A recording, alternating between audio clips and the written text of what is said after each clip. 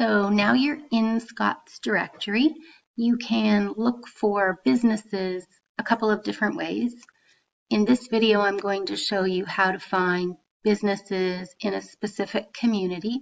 Maybe you're interested in seeing which businesses in your hometown have over 50 employees, but they're not really an IT company.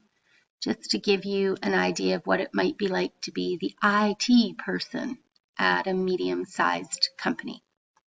So the first thing we do is we go and choose a city. So click city and we'll search city by name. And I'm search. So there's 1,793 companies in Oshawa. And then I can limit that to the number of employees is greater than or equal to 50 and search.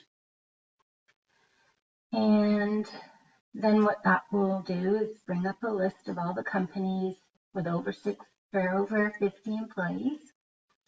And then I can click on one of them and I can go to their website and learn more about them. And it gives me the contact information and what they do.